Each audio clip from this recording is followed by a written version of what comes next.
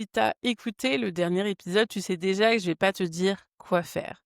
Mais ce que je peux t'offrir, c'est un peu de clarté. Pas une vérité universelle, juste un miroir pour te permettre de te retrouver dans tout ce que tu ressens. Parce que quand on est paumé dans une relation, ce qui fait le plus mal, c'est pas forcément le lien, c'est de plus savoir pourquoi on reste ni pourquoi on aurait besoin de partir. Alors aujourd'hui, je vais te proposer autre chose. Pas un conseil, pas un plan d'action, mais des repères.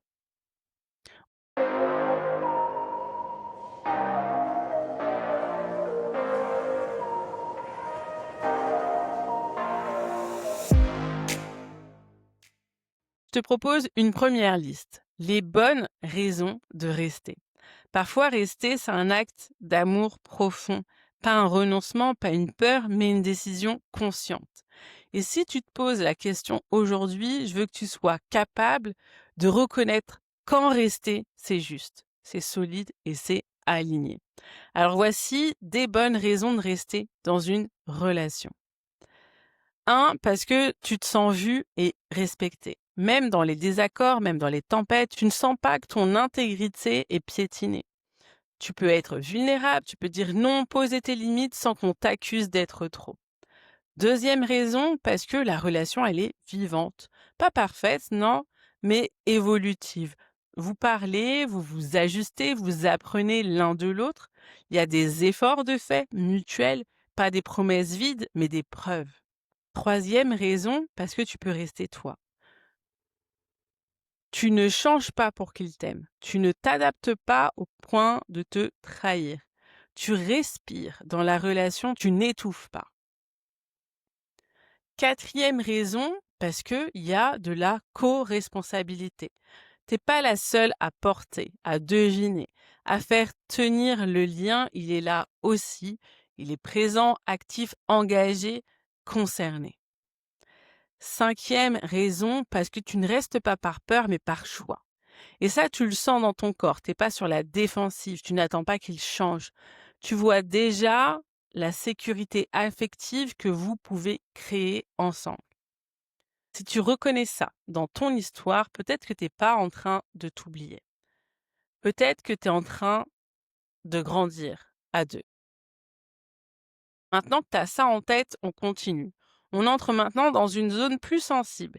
Les mauvaises raisons de rester, celles qu'on s'invente parfois sans s'en rendre compte, celles qui parlent de la peur, de la confusion, du conditionnement. C'est pas pour te juger, mais pour t'aider à te retrouver là-dedans avec douceur. Les mauvaises raisons de rester, il faut bien savoir, tu peux aimer quelqu'un, tu peux vouloir que ça marche. Mais si tu restes pour les raisons qui suivent, il est peut-être temps de regarder ce que tu protèges vraiment. Donc, je vais te partager 6 mauvaises raisons de rester dans une relation. La première, tu restes par peur d'être seul. Et je te le dis avec toute la douceur du monde, rester dans un lien vide juste pour ne pas te retrouver face à toi, c'est une blessure qui s'aggrave à chaque silence. Deuxième raison, tu restes parce que ça pourrait être pire. Tu compares ta relation à d'autres catastrophes. Tu te dis, bah, au moins, lui, il me trompe pas. Au moins, lui, il lève pas la main sur moi. Mais est-ce que, pas le pire, ça fait de toi une femme heureuse? Troisième raison, tu restes parce que tu l'aimes. Oui, tu peux l'aimer, mais l'amour, c'est pas censé faire mal comme ça tous les jours. Aimer quelqu'un, ça suffit pas si tu te détruis dans le processus. Quatrième mauvaise raison, tu restes en espérant qu'il change. Tu te dis avec le temps, quand il aura moins de stress, quand il comprendra enfin, mais est-ce que lui, il te dit qu'il va changer? Avec des preuves, avec des actions, pas que des mots. Dans les actes, est-ce que tu le vois? Est-ce qu'il l'a formulé? Ou est-ce que c'est toi qui crée l'illusion pour ne pas lâcher la relation? Cinquième raison, tu restes parce que tu as investi. Tu dis, j'ai trop donné pour tout perdre maintenant, mais rester pour rentabiliser une douleur. C'est un peu comme rester dans une maison qui brûle parce que tu as payé le loyer. 6e et dernière mauvaise raison de rester, tu restes par loyauté envers l'histoire. Parce que vous avez vécu des choses fortes ensemble, des débuts intenses, des souvenirs incroyables. Mais ce que vous avez vécu n'efface pas ce que vous êtes aujourd'hui. Tu as le droit d'honorer le passé sans sacrifier ton présent. Si tu te retrouves dans ces phrases-là, respire, c'est pas un reproche, c'est juste un espace pour reconnaître ce que tu tiens à bout de bras. Et peut-être doucement commencer à le déposer. Maintenant, on va continuer avec la troisième partie, les bonnes raisons de partir. Ce sont celles qu'on minimise souvent, celles qu'on ressent depuis longtemps, mais qu'on étouffe parce que on ne veut pas être celle qui abandonne, parce que on a peur de faire mal, parce que on se dit qu'il y a encore un espoir. Et parfois, partir, c'est pas une fuite, c'est une fidélité. Fidélité à toi-même, à ce que tu ressens, à ce que tu ne veux plus taire. La première bonne raison pour partir, tu ne te reconnais plus dans la relation. T'as beau faire des efforts, t'ajuster, comprendre, tu ne retrouves plus ta lumière, ta vérité, ton énergie. Et ce que tu ressens le plus fort, c'est pas de la colère, c'est de l'effacement. Deuxième bonne raison de partir. Tes besoins sont systématiquement ignorés ou tournés en dérision. Quand tu parles, on minimise. Quand tu t'exprimes, on dit que tu exagères. Et au fil du temps, tu donnes plus rien. Pas parce que tu n'as plus de besoin, mais parce que tu as compris que ça servait à rien. Troisième bonne raison de partir, il y a un déséquilibre émotionnel ou énergétique constant dans votre relation. C'est toi qui relance, c'est toi qui pardonne, c'est toi qui ouvre les conversations, c'est toi qui porte. Et si t'arrêtais demain, il resterait plus rien du lien. Parce que c'est toi qui fais tout tenir.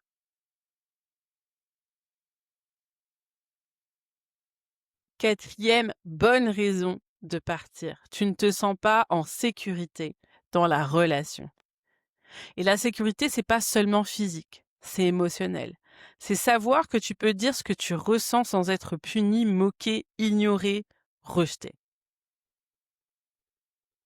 Cinquième bonne raison de partir. Tu restes uniquement par peur. Peur de regretter, peur de ne pas retrouver quelqu'un, peur de faire souffrir. Mais tu sais que si tu enlèves la peur, il reste plus grand-chose. Sixième bonne raison de partir, tu as déjà essayé plusieurs fois.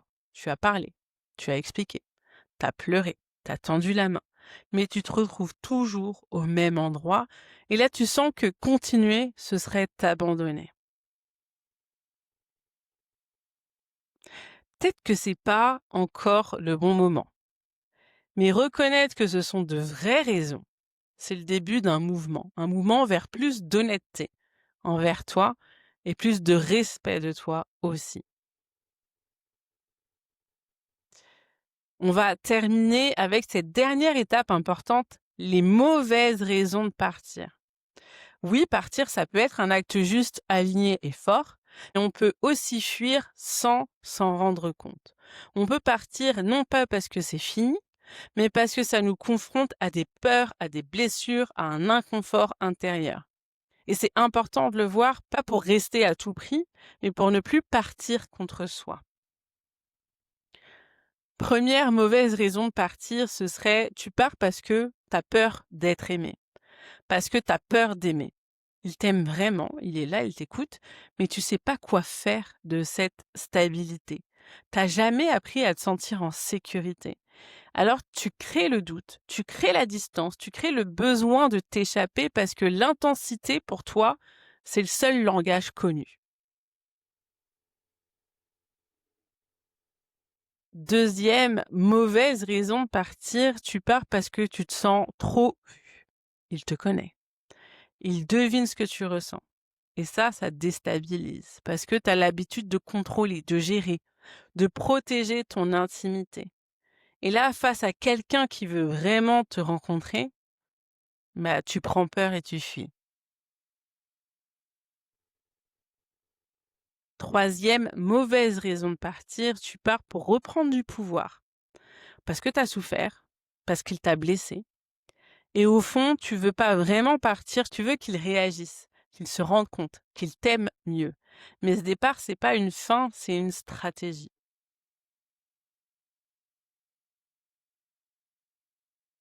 Quatrième mauvaise raison de partir, tu pars parce que tu as l'impression que tu ne mérites pas ce lien. Tu te dis que c'est trop bien pour toi, que ça va pas durer, que tu finiras forcément par tout gâcher, alors tu coupes tout avant d'avoir mal, avant de devoir affronter la peur d'être aimé vraiment. Cinquième mauvaise raison de partir, tu pars parce que tu as confondu stabilité et ennui. Il n'y a plus le feu, plus les drames, plus les montagnes russes, beaucoup moins de chaos et tu te demandes si c'est encore de l'amour. Mais peut-être que ce que tu vis, c'est justement ce que tu n'as jamais connu, de la constance. Et ton corps ne sait pas encore si c'est rassurant ou dangereux. Sixième et dernière mauvaise raison de partir, tu pars pour fuir un inconfort en toi. Tu crois que c'est lui, tu crois que c'est la relation, mais si on creuse un petit peu, tu vois que c'est un mal-être plus ancien, un truc que tu traînes depuis longtemps et qui ne partira pas même si tu changes de relation. Alors, pose-toi la question, est-ce que je pars de moi ou contre moi? Est-ce que je fuis une personne ou je fuis une part de moi que j'ai peur de regarder? C'est pas grave si t'as pas encore les réponses, mais commence à te poser les vraies questions. Tu vois, on décide pas toujours en un seul jour, mais tu peux commencer à choisir de ne plus te mentir à toi. Et ce choix-là, c'est déjà un soulagement. Si cet épisode t'a parlé, si tu as reconnu des choses en toi, tu peux t'abonner, liker, partager, me laisser un mot. C'est ce qui me permet de continuer à créer des contenus profonds, utiles et vrais. Et si tu as envie d'aller plus loin en étant accompagné, tu peux rejoindre mon programme en ligne Partir ou rester ou réserver un coaching individuel pour clarifier ce que toi tu vis. Toutes les infos sont dans la description et si tu as besoin, je suis là. Rappelle-toi, t'es jamais perdu. Tu t'es juste éloigné de toi et aujourd'hui peut-être que tu reviens. J'ai également un programme qui s'appelle Revenir à soi, un accompagnement de 30 jours, 30 vidéos, 30 emails et 30 exercices introspectifs pour t'aider à revenir à toi. Je te laisse le découvrir dans la barre de description.